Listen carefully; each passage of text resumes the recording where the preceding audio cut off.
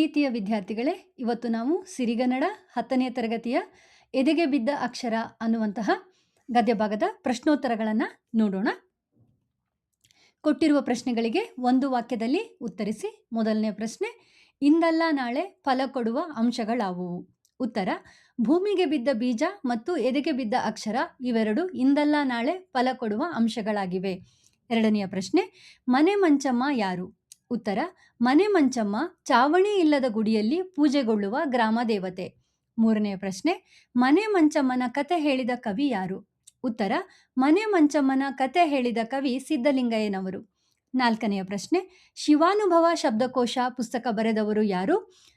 ಉತ್ತರ, ಶಿವಾನುಭವ ಶಬ್ದಕೋಶ ಪುಸ್ತಕವನ್ನು ಬರೆದವರು ಹಳಕಟ್ಟಿಯವರು. ಐದನೆಯ ಪ್ರಶ್ನೆ, ವಚನಕಾರರಿಗೆ ಯಾವುದು ದೇವರಾಗಿತ್ತು? ಉತ್ತರ, ವಚನಕಾರರಿಗೆ ಅವರವರ ಪ್ರಜ್ಞೆಯೇ ದೇವರಾಗಿತ್ತು. ಆರನೆಯ ಪ್ರಶ್ನೆ, ಅಶೋಕ ಪೈ ಅವರ ವೃತ್ತಿ ಯಾವುದು?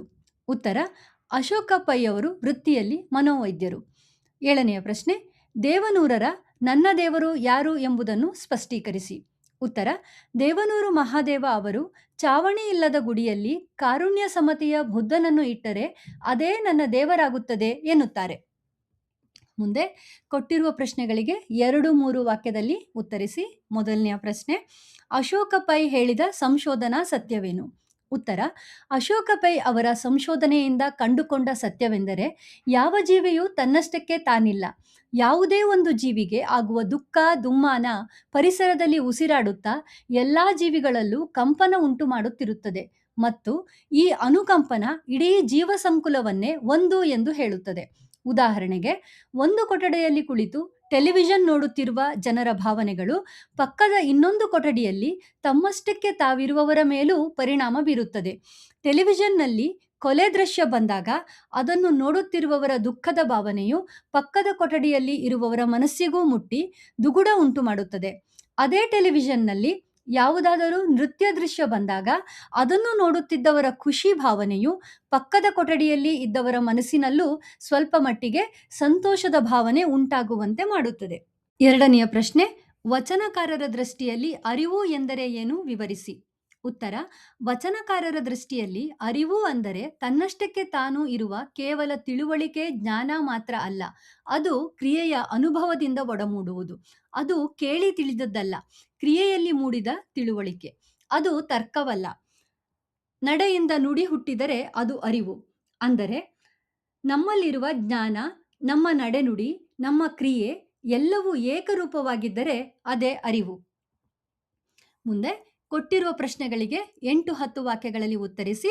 ಪ್ರಶ್ನೆ, ಕವಿ ಸಿದ್ಧಲಿಂಗಯ್ಯ ಹೇಳಿದ ಕಥೆಯನ್ನು ಬರೆಯಿರಿ. ಉತ್ತರ, ಕವಿ ಸಿದ್ಧಲಿಂಗಯ್ಯನವರು ದೇವನೂರು ಮಹಾದೇವ ಅವರಿಗೆ ಹೇಳಿದ ಮನೆ ಮಂಚಮ್ಮನ ಕತೆ ಹೀಗಿದೆ.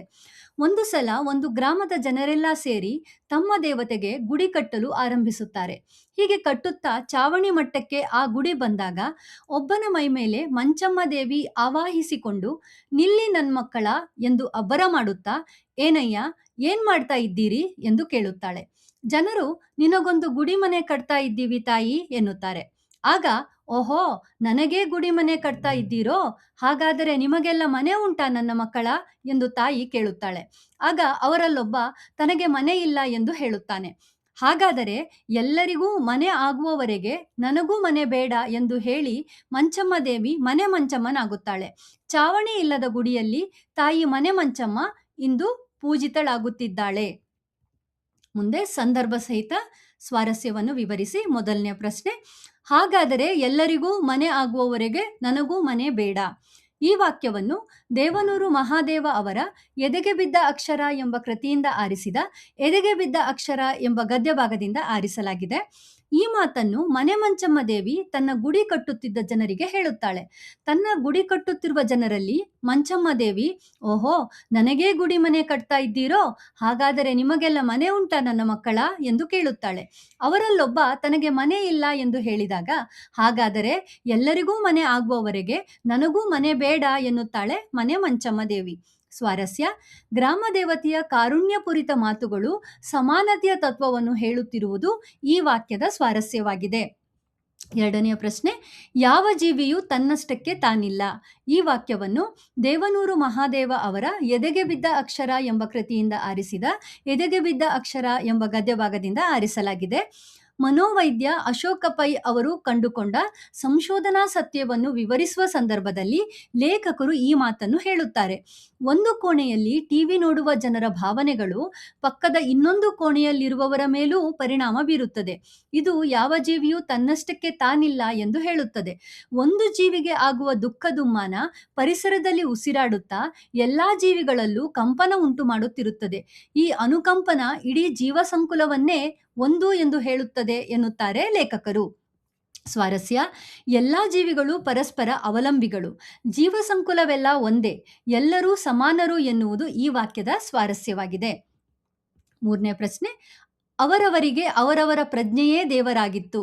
ಈ ವಾಕ್ಯವನ್ನು ದೇವನೂರು ಮಹಾದೇವ ಅವರ ಎದೆಗೆ ಬಿದ್ದ ಅಕ್ಷರ ಎಂಬ ಕೃತಿಯಿಂದ ಆರಿಸಿದ ಎದೆಗೆ ಬಿದ್ದ ಅಕ್ಷರ ಎಂಬ ಗದ್ಯಭಾಗದಿಂದ ಆರಿಸಲಾಗಿದೆ.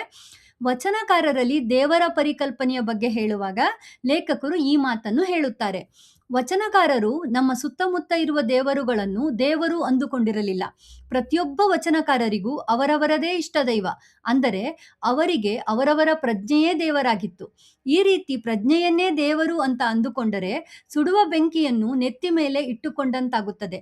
ತಮ್ಮ ಪ್ರಜ್ಞೆ ಮುಂದೆ ಸುಳ್ಳು ಹೇಳಲಾಗುವುದಿಲ್ಲ ಎನ್ನುತ್ತಾರೆ ಲೇಖಕರು. ಸ್ವಾರಸ್ಯ: ಹೊರಗಿನ ದೇವರಿಗೆ ಸುಳ್ಳು ಹೇಳಬಹುದು, ಆದರೆ ಪ್ರಜ್ಞೆಗೆ ಸುಳ್ಳು ಹೇಳಲು ಸಾಧ್ಯವಿಲ್ಲ.